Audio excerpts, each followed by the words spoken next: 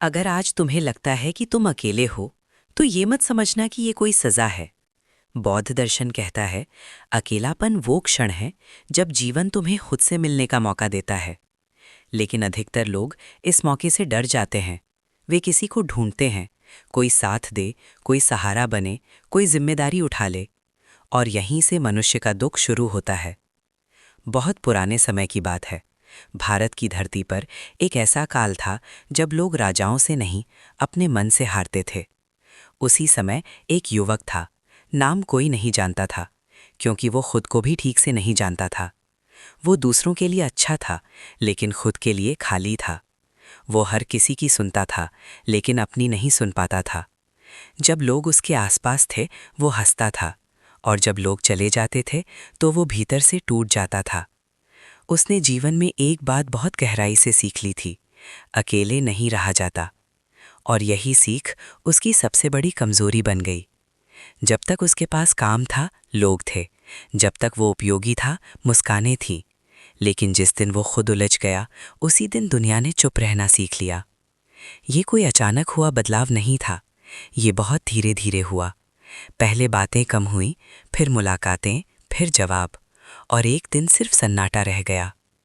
उस रात वो देर तक बैठा रहा, आसमान देखता रहा, और पहली बार उसने खुद से पूछा, अगर कोई ना रहे तो मैं क्या हूँ?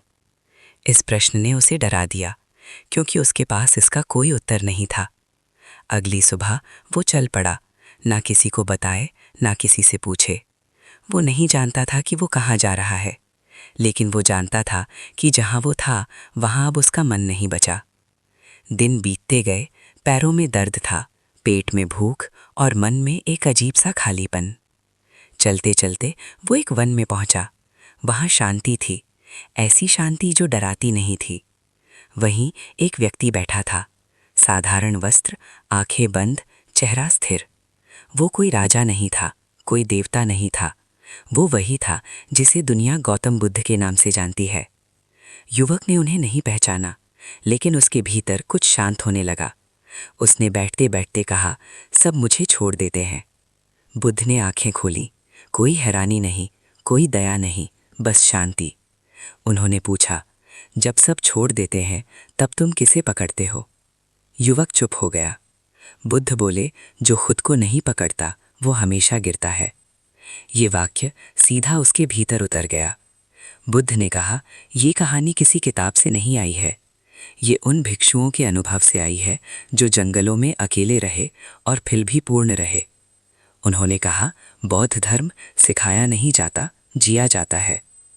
युवक की आंखों से आंसू बहने लगे, क्योंकि पहली बार किसी ने उसे ये नहीं कहा कि दुनिया गलत है, बल्कि ये दिखाया कि वो खुद से दूर था। बुद्ध बोले, कुछ समय यहीं रुको, बिना मांगे, बिना उम्मीद। यहीं से उस युवक की असली यात्रा शुरू हुई।